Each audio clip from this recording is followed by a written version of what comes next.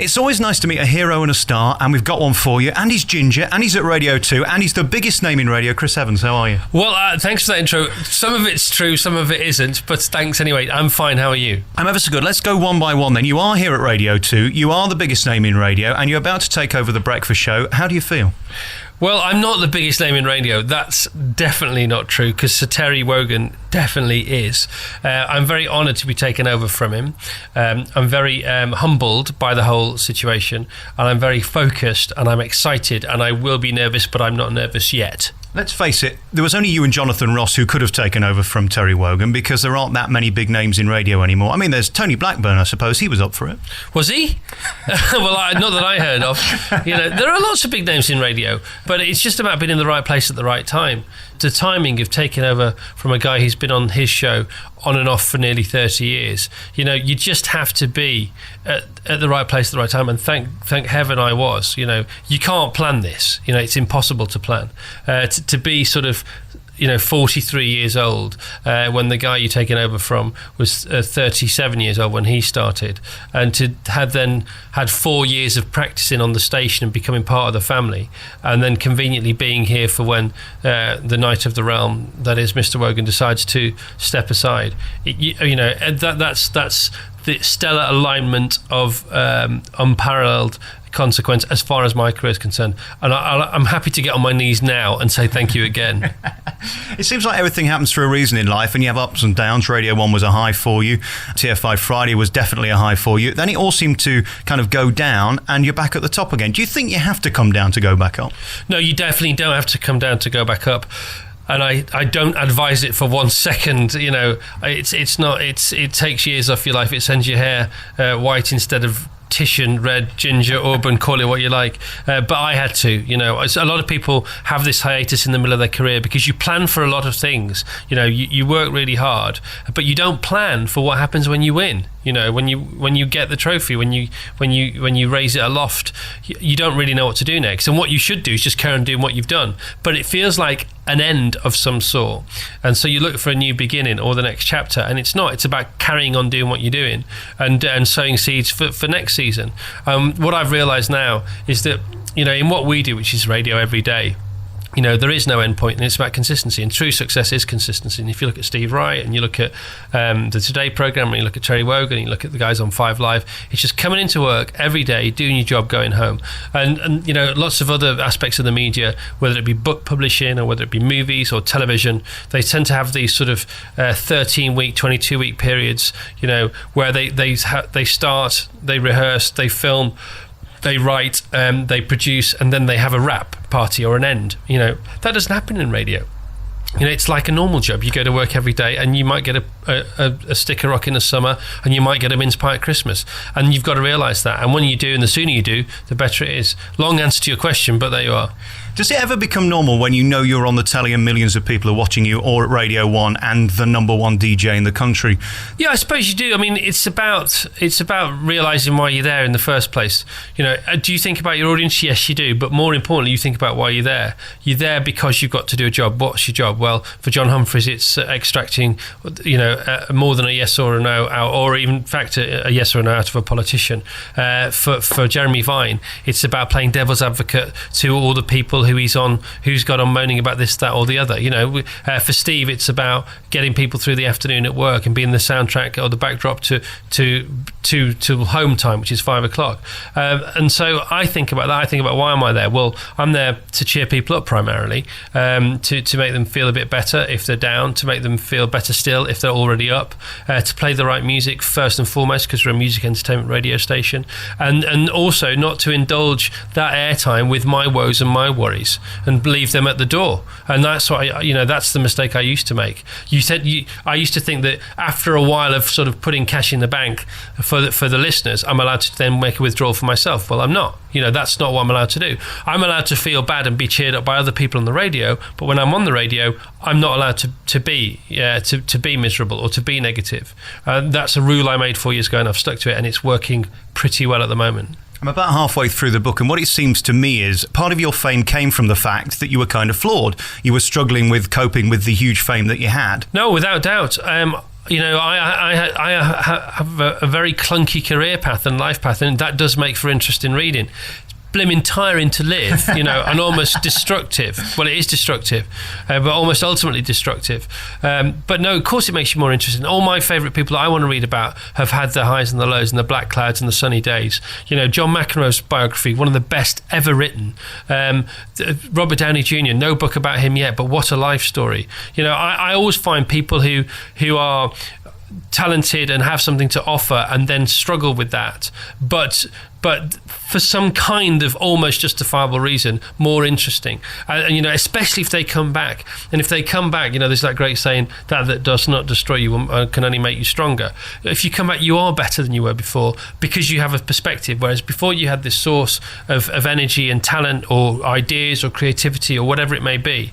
But now you have that, and then also you have a perspective for what to do with it, how to make it more useful. So you are the puppet and you're the puppeteer, and hopefully you're making something that will leave people, in a better mood than when they joined you, but also without taking anything away from them. It's a positive, creative, additional sense of having been entertained than a dirty one that leaves you ultimately, feeling a little bit less of a human being inside. There's two things I've learned from the book. It seems to me the more creative you are, the more disciplined you have to be. And secondly, as much as being a great talent and entertainer, you've got to be a brilliant businessman, because you're both, aren't you? No, I'm a terrible businessman. I'm an awful businessman. If I was a good businessman, I'd still have most of the money that I once did, and I don't have that. And it's not because I've spent it, it's because it's just disappeared. So no, I'm not a good businessman. I was driven by a desire to do what I loved, which caused me to borrow £85 million from a bank, which then I did at the right time, which consequently meant that I could turn that into over £200 million. But that, even though it was business, it wasn't a business decision. It was a creative, instinctive decision made by my absolute driven ambition to get back on the radio. I wouldn't have done that for a business decision. If I had done, or if it had been a money-minded sort of decision, I wouldn't have taken it. I didn't care. If I lost £85 million, it was worth it to have a chance at getting back on the radio. So no, I'm a terrible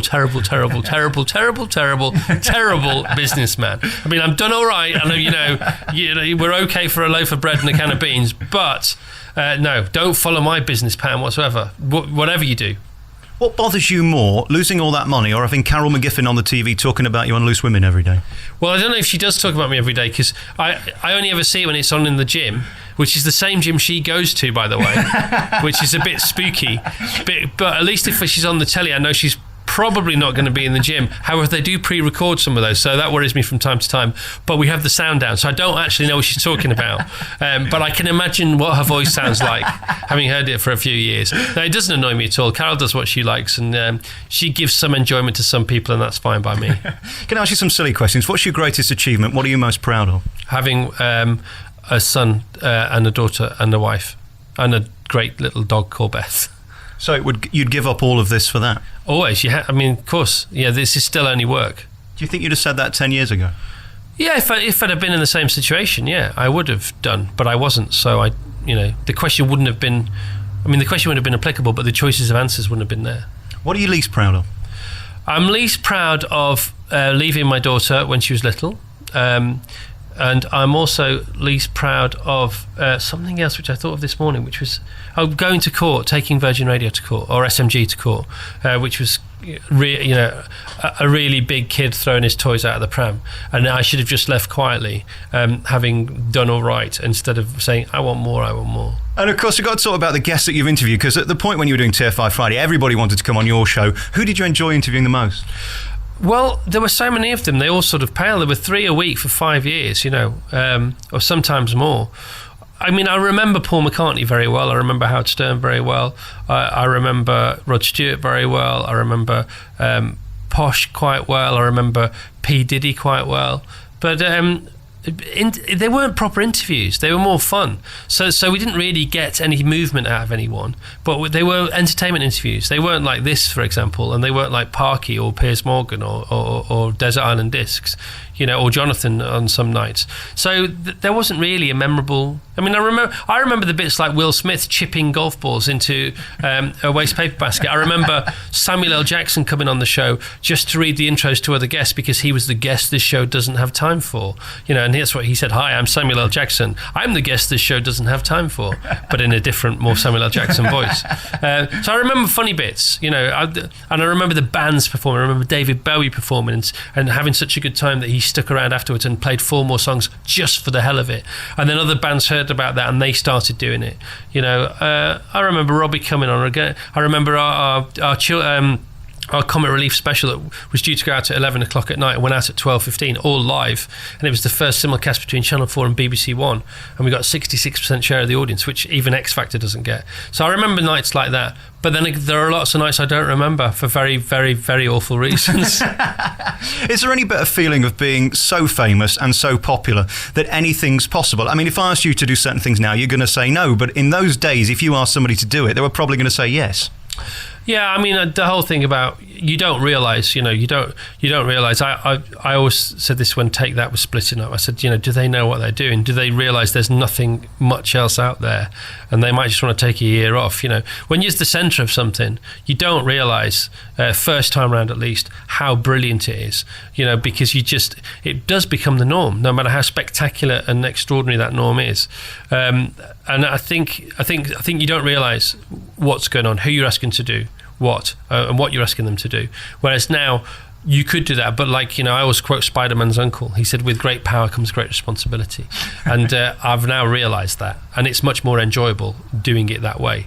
And of course, the big battle is between you and Moyles. That's what everybody's talking about. Are you bothered by that? Because, we all know that you're excited to be on the radio and you like a challenge. Yeah, I don't think there is a battle between me and Moyles because we both work for the same station, same network, or same corporation. I am not going up against Chris Moyles. I think that's completely counterproductive. He's on Radio 1, I'm on Radio 2. It's not like he plays for Man City and I play for Man United. We actually work for the same company.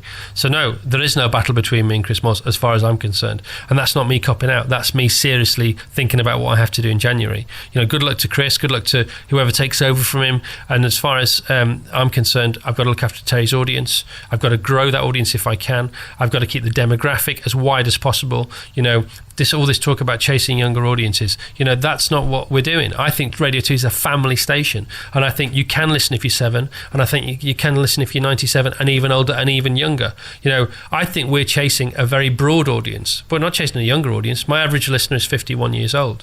Terry's is 53. That's not a young audience. It's not an old audience. So I'm quite focused on what I've got to do, and I can't wait to do it. I'm getting excited about it now. I will be nervous on the first morning, but I'm all right at the moment. I bet you're already thinking about stuff to do. What's interesting about listening to your show now is how warm and friendly you are. Radio's definitely changed since your day, hasn't it? Yeah, it has changed, but lots of things have changed, and I think it's changed across the board. I think the independent sector's changed. It's had to become more targeted. It's got to deliver a certain demographic. It's got to be more specific in what its stations do. Groups of stations have to deliver a similar product so they can be more attractive to advertisers. As far as BBC Radio is concerned, we've come full circle, and I was at the beginning and the end for different reasons, and I think it's better. We've been brought back on side. We have to be more responsible. We have to be more culpable.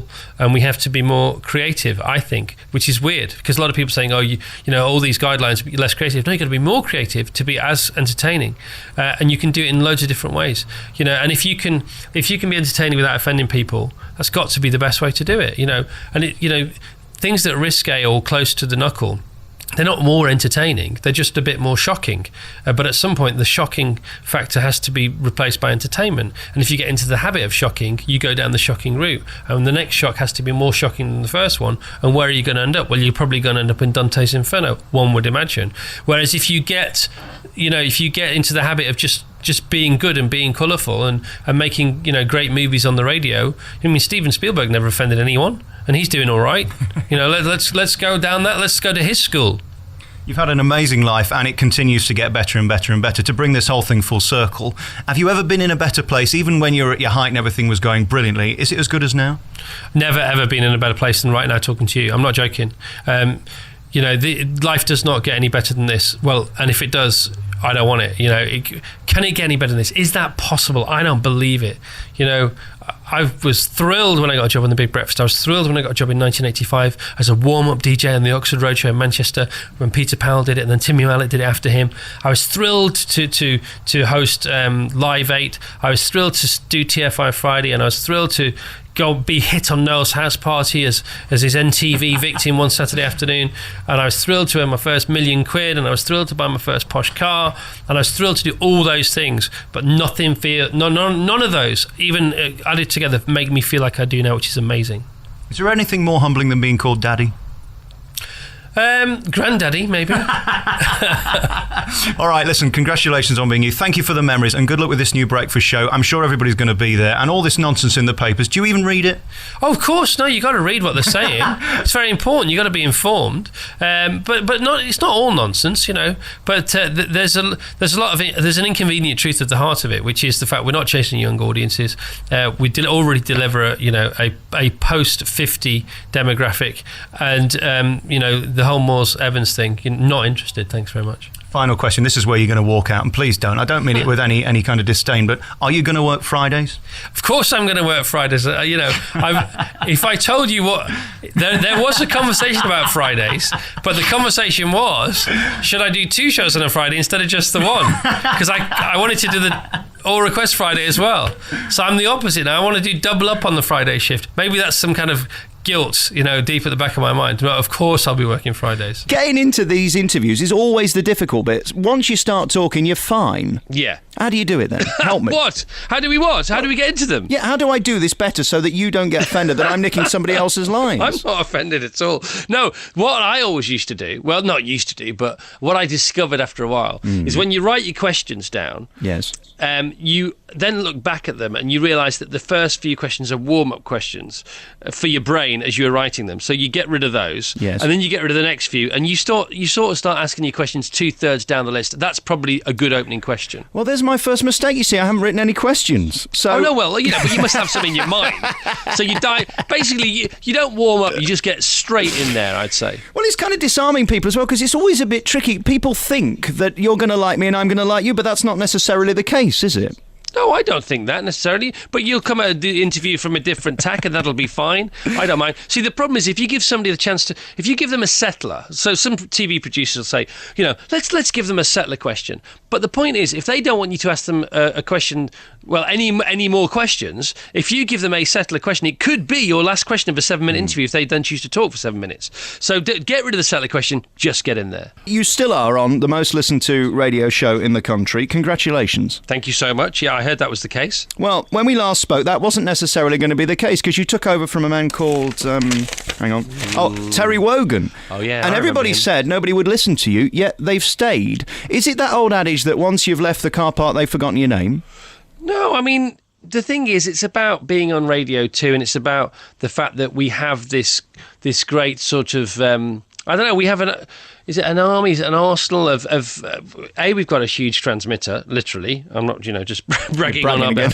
Yeah, but we have got this huge transmitter, got a quality signal, we've got quality output, and so, you're going to get an acquired backstory of listenership. So I actually thought the listeners would drop off when I took over from Terry, then stabilise, then hopefully go up. But it obviously, as we know now, that's not what happened. They jumped by 1.5 million or whatever it was. When I read your first book, we're going to get onto your second book, which is the reason you're talking to me. I mean, you're not wasting your time for nothing. Memoirs of a Fruitcake is out now by Chris Evans. The one word that sums up your first book was tenacity. You just didn't stop, did you, until you got where you wanted?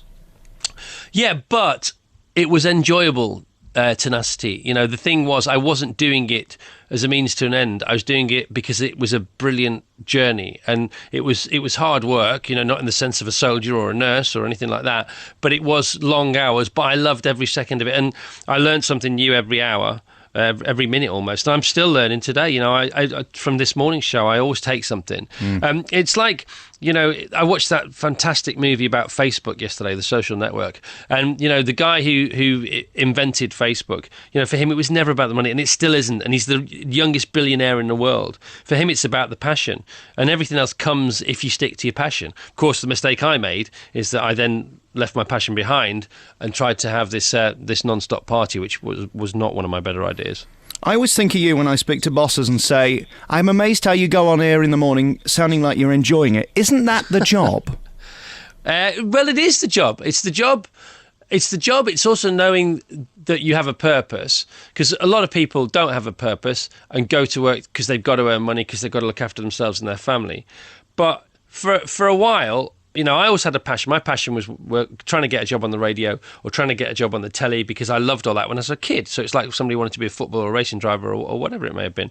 But then the fact that you have this thing, you get up and you love every second of it, is fine. And it's not a put on, because you can't put on for that long. They say, you know, in radio finds you out because you're on so much. So you can't on telly, or, you know, if you're in a movie or if you're writing a novel, you can create a character who does that particular job. And on radio, some people try and do that, and it doesn't work because there are too many hours. You have to end up, yourself will out, you know, especially if you're on for 3 hours every day, as you know. If they were sat in front of you, your listeners, your mind would explode. Comedians do big arenas, 30,000. You've got millions of them. Do you think about that, the number of people who are listening? No, but it does help, because it helps with the amount of traffic you get back when you say something. So the energy is everything, we know. Especially in this business. And so if I say something, you know, I'll get a lot of reaction back, whether it's on Twitter, whether it's on email, whether it's on text, you know, telephones. And that does help immensely. I mean, I listen to shows that don't have huge audiences, which are still good shows, and I can see the guys and selling their ideas, waiting for a reaction from the audience. So, you know, the hugeness of the audience definitely helps. Do I think about them as a whole? Yes. Do I think about my responsibility? Yes. But, you know, if I had one listener or 10 million listeners, the one listener would be as important as the 10 million, and because it has to be that way, otherwise it's not right. We're back with Chris Evans talking about his new book, Memoirs of a Fruitcake, and we were just talking about your responsibility, and we spoke about this last time, that you suddenly have a conscience about that. I think there was a period, certainly in this book, where you didn't necessarily have that worry about what you were saying on air and would say anything. Yeah, no, there's no doubt about it. You know, I ran out of ability to be on the radio, or for somebody who should be allowed to be on the radio, because I just thought it was a bane, thought it was some kind of almost not punishment, but, you know, some kind of burden to bear, being, you know, having to go on the radio every day. Well, you don't have to go on the radio every day. Go and do something else. Go and, you know, in fact, don't be on the radio, because you're actually not very good at it anymore, and you're saying things that nobody wants to hear. And so I completely took it for granted. That was the thing. I took it for granted, and then I abused it. You know, I didn't abuse it sort of consciously, but, you know, any kind of abuse is abuse, and that's what I did. Let me ask you that question about those around you and why they didn't rein you in. I mean, your mum, for example, is one of the most special people in your life. Did she ever say to you, here, Chris, just wind your neck in a bit? My mum has never commented on my career. No, to her, it's just, I don't know whether it's important or not, but it's definitely not a topic of conversation. I don't know where you got that thing with your mum, but you know the automatic turning off of the swear switch, when yes. you just don't swear in front of you. Well, I don't. I mean, some people do, which I don't get at all. But I just don't. I don't swear. I don't say anything naughty. And it's an automatic thing. I cross the threshold of my mum's doorstep, and that's where that particular valve stops glowing in my brain. And it's the same with talking about work. My mum, as long as we're okay, you know, as long as we're healthy and we've got enough money to feed ourselves and a roof over our heads, then that's that. Now let's talk about other stuff. She's really not interested. And she was a nurse, you know, for years and years and years. And then she was a care assistant at an old people's home. So she thinks that lots of things that other people think are important are rather silly and trite. And she's absolutely right. And this is one of them. And in the latter part of your career in the last 10 years, Chris Evans walking in a building is a big deal for those around you. Does that ever become normal when there's kind of an aura? I know that sounds silly, but there is. I've seen people around you? No, well, it's not an aura. I mean, there's a ring of something, and but everybody gets it. Alan Sugar gets it. People who run companies get it. People who are above other people for the right reasons or the wrong reasons get it. But it's as much. It's a 50-50 deal. It's a two-way street. It's up to us who are being revered, avoided, worshipped, reviled, to recognise the fact that people aren't being natural with us, allowing for that, and making sure that we don't get taken in by it, and also trying to ease the fact that it happens. But that's not easy to do. Are there days when you wake up and you wish you could be Chris Smedley and not Chris Evans? No, I love every day of my life. I love being me.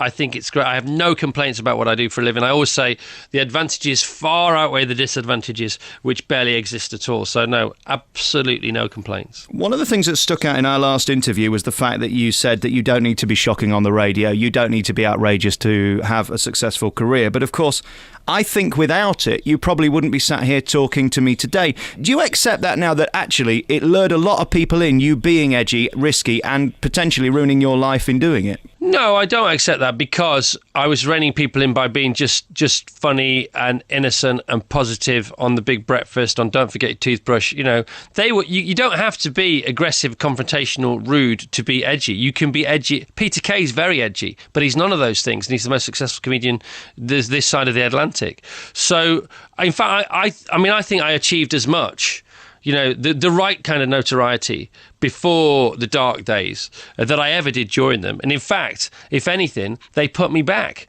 and threatened my career. And I had to come back and knock on the door and say, please, can I come back in again? So I actually completely disagree with that. We're back with Chris Evans on your favourite local radio station, talking about his new book, Memoirs of a Fruitcake. And the thing about you is, since we last spoke, you started this one show. Let's start at the beginning. Is it fun? Yeah, it's loads of fun, because I'm not producing it, and I've always produced the programmes I'm involved in. I've owned most of them, and I've employed and been responsible for the people working on them. And there's a lot that comes with that. Every employee is a potential headache, and you think, hang on a minute, I'm paying you for the therapy, you should be paying me at times, and but the one show's not like that. I go in, I do my bit, I'm part of the meeting, I get told no, which is always a good thing. I get told no quite a lot, to be honest, at least 3 or 4 times a week. Really? Yeah, you're not doing that. Can we do this? No, I can't really do that this week, Chris. Maybe I want to do that next week. So it's good, and it's I'm part of a team. I'm not the player manager and the goalkeeper and the left winger and the right winger. I'm part of a team, and I go in there on a Friday, and it's brilliant. I get in there, I meet up with Alex at 1:00. We have a little chat. We have a read through the script, and then we have a block through, and then we do the show. And before you know it's over. And everybody says it's not long enough, and that's the one thing you want them to say about your show. It's not long enough, because that means they want more. The one thing you don't want to say is, it's a bit long.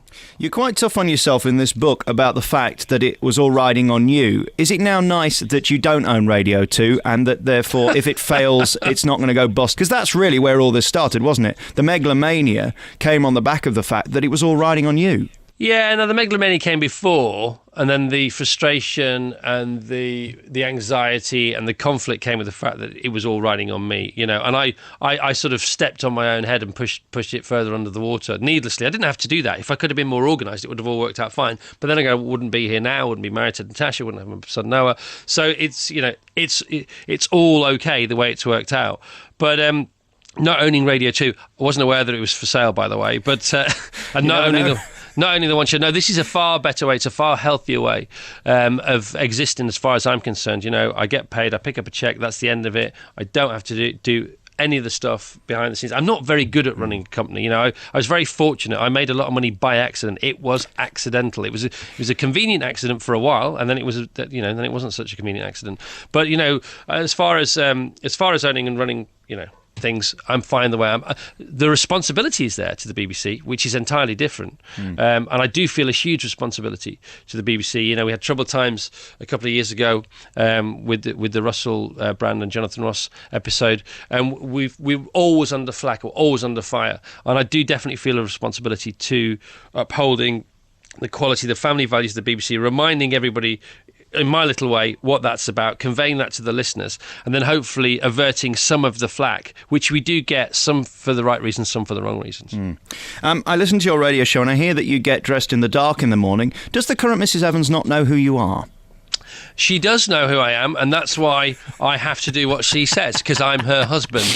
And she's now got this app on her phone. Yes. And if she's in a good mood, she will turn that on as a guiding light on the other side of the bedroom to get me to the door. But I've got one shot at that. So if she turns on the app that guides me to the door, and then I exit the bedroom and have to re-enter, I don't get the guiding light again. I get one shot and that's it. Some BBC stuff, The One Show. In terms of the future of that programme, do you think it's working as well with Alex and Jason as it is with Chris Evans and Alex?